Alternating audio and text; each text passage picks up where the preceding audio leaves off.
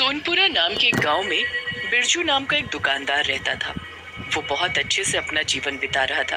रोज सुबह समय पर दुकान जाता और शाम को घर आ जाता। पूरा दिन उसका व्यस्त रहता क्योंकि वहाँ दूर दूर तक कोई दुकान नहीं थी। उसी गांव में न जाने कहां से एक शैतान आ गया और वो जब भी बिरजू जैसे भोले और ईमानदार लोगों को देखता उसको गुस्सा आता, क्योंकि उसको अच्छे लोग पसंद नहीं थे।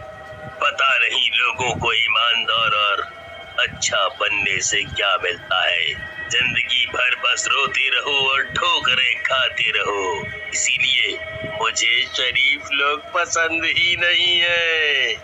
अरे ये तो वही लाट साहब है जिसने मुझे लात मार के ड्राइवर की नौकरी से निकाल दिया था।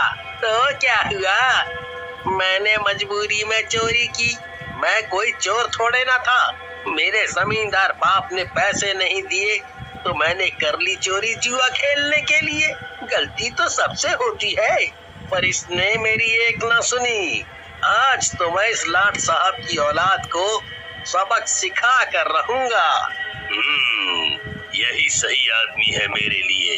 इसकी जगह कोई शरीफ ज़्यादा होता तो माफी मांग के गिड़गिड़ा रहा होता मालिक के पैर पकड़ के, पर यह आदमी बिल्कुल मेरी तरह है।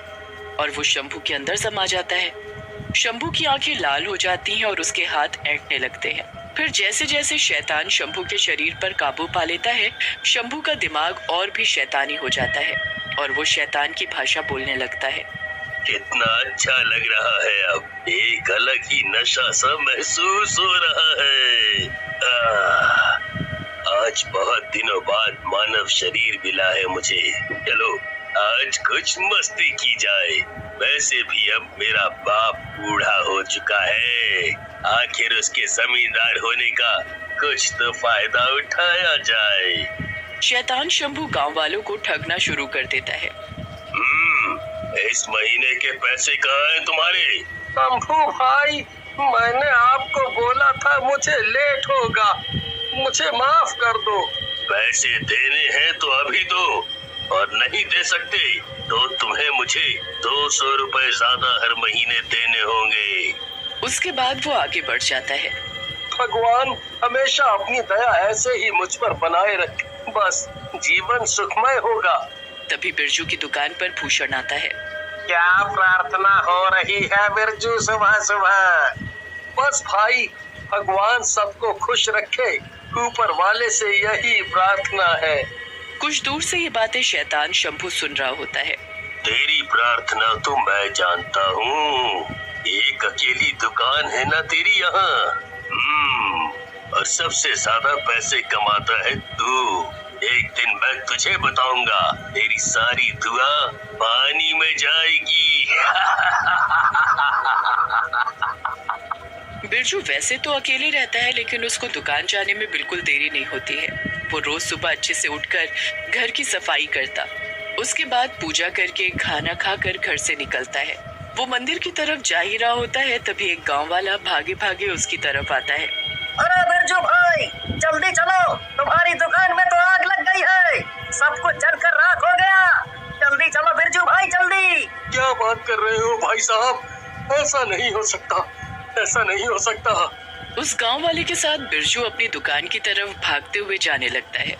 पेड़ के पीछे छुपा शंभू शैतान ये सब देखकर बहुत खुश हो रहा होता है। बिरजू अपनी दुकान के पास पहुंचता है और जोर जोर से रोने लगता है। अरे मैं तो लुट गया, मेरा सब कुछ बर्बाद हो गया। अब मेरा जीवन कैसे चलेगा, मैं कैसे जी पाऊंगा? भगवान, ये तूने क्या किया? मैं तो तुझे कितनी पूजा करता था, याद से रोज तेरी सेवा करता था। ये सदमा बिरजू बर्दाश्त नहीं कर पाता। उसको लगता है उसका जीवन ही खत्म हो गया, इसलिए वो गांव की बड़ी नदी में जाकर छलांग लगा देता है, जिससे उसकी मृत्यु हो जाती है। फिर मरने के बाद उसकी आत्मा एक रूप ले लेती है। तभी वहाँ अचानक यमराज आ जाते हैं और वो उससे बोलते हैं। चलो बिरजू, अब इस दुनिया से जाने का वक्त आ चुका है, तुम्हें हमारे साथ चलना होगा। चलना होगा मतलब? कहाँ चलना होगा मुझे? और आप कौन हो? मैं यमराज हूँ। तुम अब मर चुके हो, इसीलिए मैं तुम्हें लेने आया हूँ। अब तुम्हें हमारे साथ चलना होगा। लेकिन जिसकी वजह से मेरी मृत्यु हुई, उसका क्या? उसके साथ क्या हुआ और इसने मेरे साथ ऐसा क्यों किया? मैंने तो किसी का कुछ नहीं बिगाड़ा। इस प्रश्न का जवाब मुझे कब मिलेगा? इन सवालों के जवाब तुझे पाने हैं तो मैं कुछ समय दे सकता हूँ। मैं सिर्फ ये बता सकता हूँ कि तेरा सामना एक शैतान से होगा। वो शैतान जो न जीते जी अच्छा रहा और न मरने के बाद अच्छा रहा। अगर तू उसे खत्म कर देता है तो तेरे जैसे बहुत से शरीफ लोगों की जिंदगी उस शैतान के हाथों खराब होने से बच जाएगी और तेरे पुण्य कर्म बढ़ जाएंगे। शैतान अपने असली रूप में दूर से यमराज और बिरजू की आत्मा की बातें सुन रहा होता है। मुझे हराएगा ये, मुझे खत्म करेगा बेसंटी। बस एक बार के यहाँ रुकने के लिए हाँ कर दे, फिर मैं इसको बताता हूँ मैं हूँ कौन। मुझसे पंगा लेना तो बहुत भारी पड़ेगा इसके लिए। लेकिन यमराज जी, मैं ये जानना चाहता हूँ कि आखिर वो शैतान बना कैसे? यमराज बिरजू को शैतान की कहानी बताने के लिए बीते दिनों में जाते हैं। जिंदगी भर तूने लोगों के खून पसीने की कमाई लूटी है, पर तू ये भूल गया इन पैसों का मरने के बाद कोई काम नहीं है। ये पैसे तुम यहीं कचरे में फेंक दो। ये पैसे तुम अंदर नहीं लेकर जा सकते। ये मेरे जीवन भर की कमाई है, मैं इसको ऐसे जमीन पर छोड़कर नहीं जा सकता। मैं इन पैसों को लेकर ही अंदर जाऊंगा। मैंने पूरा जीवन इसमें बिता दिया, तो मैं इसको छोड़कर अंदर कैसे आ जाऊं? अंदर सिर्फ कर्मों का फल मिलता है, पैसे कोई मतलब नहीं रखते। अगर बिना पैसों के अंदर जाना है तो मैं इस दुनिया में ही ठीक हूँ, मुझे नहीं जाना अंदर। उसके बाद हमने उसको यहाँ छोड़ तो दिया, लेकिन उसने मरने के बाद भी लोगों को परेशान करना नहीं छोड़ा।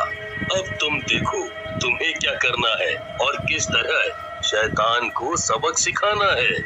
उसके बाद यमराज बिरजू को कुछ शक्तियां देते हैं और धरती पर ही छोड़कर चले जाते हैं और बिरजू एक बार फिर अपने गांव की तरफ निकल जाता है। आत्मा बनने के बाद अब बिरजू सबको आर पार देख सकता था।